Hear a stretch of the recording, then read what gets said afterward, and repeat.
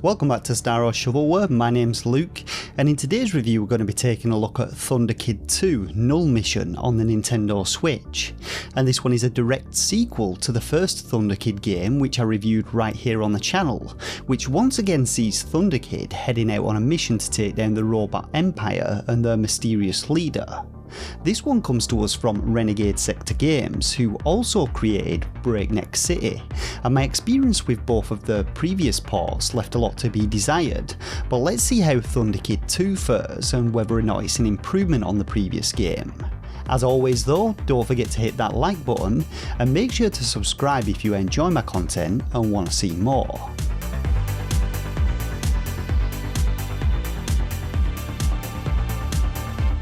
So, spoilers here then. The previous game saw Thunder Kid supposedly defeating the supreme leader of the Robot Empire, thus ending its plans to take over America. However, in this game we find out that the Empire wasn't defeated and merely left fractured. The storyline in this one though sees the Robot Empire trying to reform, and for some reason they've begun kidnapping humans, and so now it falls to Thunder Kid to head out and find out why and stop them once and for all.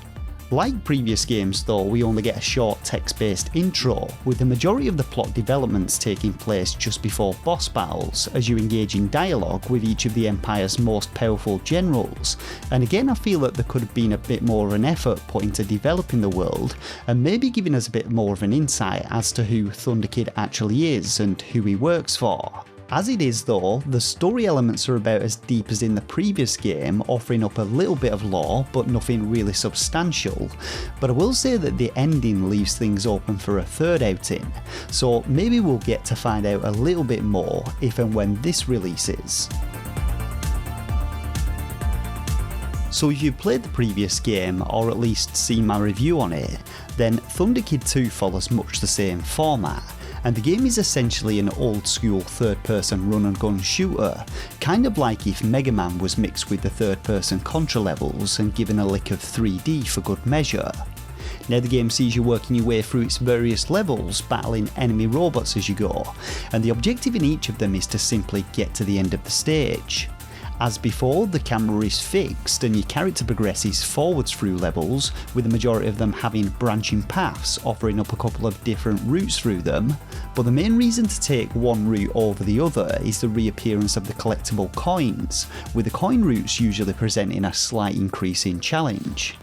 In the previous game I went out of my way and spent the time and effort to collect all of these coins, only to find out that they had zero value whatsoever and were presumably left over from the Steam achievements, and I believe that to be the case with this game too, though I will admit that by the end of the game I still had a few to collect, but neither the time nor the patience to do so. Now, the controls, movements and gameplay mechanics are basically identical to the first game. You move around with the left thumbstick, can jump with the tap of the B button and fire off your weapon with the right trigger, and again the movement feels alright in this one when it comes to both the platforming and combat. As before, it's a little bit clunky but passable, and I'd actually say the developer has made some notable improvements in the level design with this one, which make platforming more enjoyable, at least until you get into the last couple of levels where things do get a little bit frustrating. I found that enemy placements also felt a lot more purposeful. There was a lot more variety with the elevation and the actual layouts of levels, with some containing longer side-scrolling sections and featuring entirely new elements like treadmills, but by far the biggest improvement is your character's shadow. In the first game this was tiny, which not only defied the laws of physics, it also made jumping between smaller moving platforms an absolute nightmare, but thankfully Thunder Kid 2 rectifies this issue, giving your dude a big old black circle beneath him. That's not to say though that the woes of jumping are completely absent in this one. You still have the annoying knockback mechanic when taking hits from enemies and projectiles, which will send you plummeting into spike pits, and the second to last level is also another sky stage containing floating platforms which spit flames out of their asses, and you also have barriers blocking your jumps, which just stand to highlight Thunder Kid's lack of aerial prowess and make things difficult for no reason whatsoever. But overall I'd say the platforming is considerably better. Now when it comes to the enemies in the game, you're going to be encountering plenty of familiar ones, including your basic grunts, machine gun robots and those annoying barrier bots, and as I said, I felt the placement of these had been improved and things felt a lot more structured, with rooms feeling less cluttered. A couple of less enjoyable enemies have also been removed, namely the big laser bots, and there are a few new ones, including several new end of level sub-bosses for you to defeat. When it comes to the final bosses of each stage though, again there's a marked improvement with these in my opinion. Like the standard enemies, you'll no doubt recognise some reused attacks and there's still an element of RNG to them, but there are plenty of new attack patterns for you to learn. Each of the bosses felt like they had more of a solid strategy to defeating them, and despite the difficulty sometimes being a little inconsistent, they proved to be a decent level of challenge and variety to them. Now, while on the whole the gameplay in Thunderkid 2 still retains a few of its original issues, the developer appears to have learned from the mistakes and has made a concerted effort to make some all-round improvements. You do still have the option to just run past and ignore most of the enemies, and the fixed camera still presents issues when rounding corners due to you not being able to see enemy projectiles, but the developer has tried to be smart with the level designs to avoid these, and I can say that compared with the previous two titles, this one felt a lot more polished and refined.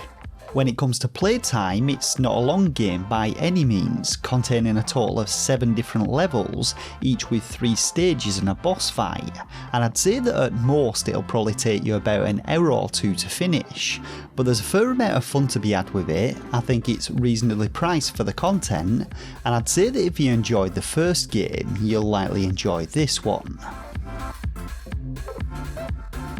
Now when it comes to the visuals, many of the game's assets have been pulled straight from the first game, including many of the enemies, the projectiles and the sky level environment, and your character still runs like he's shat himself. But as I've said before, I like the retro 32-bit visual style in Renegade Sector games, and I enjoy the use of a vibrant colour palette. I also thought that the environments had an improved level of detail to them, and I like some of the new visual effects, especially the vines that one of the bosses shoots out.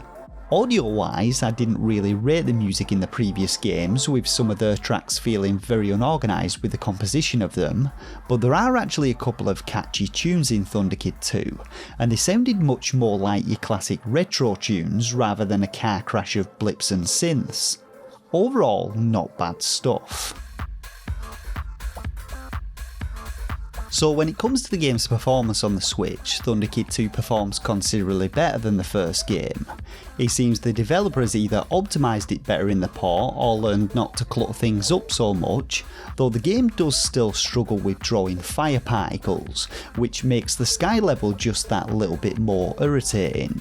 Issues, I've already spoken about most of them really, the lack of power-ups, pointless coins and the final 2 levels where the game slips a little into its old habits, but the only other thing that I'd have to criticise is the lack of replayability, which I feel could have been improved by some kind of score system or a speedrunner style timer system.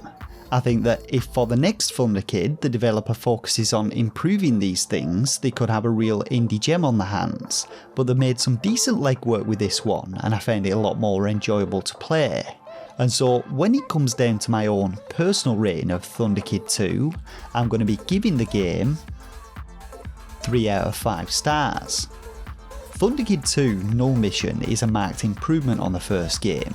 The changes are subtle and the format of the game remains pretty much identical, but there's definitely less frustration with this one, and fans of the first game will no doubt have a blast with it. And so that about does it for this review of Thunderkid 2 Null Mission on the Nintendo Switch. Have you played the first game or any of other Renegade Sectors games and enjoyed them? And will you be playing this one? Let me know down in the comments section below. As always though, if this review helped you out, do me the honours of dropping it a like, and if you enjoy my content and want to see more, then please consider subscribing. For now though, I just want to thank you all once again for watching, and until next time, take care of yourselves and game on.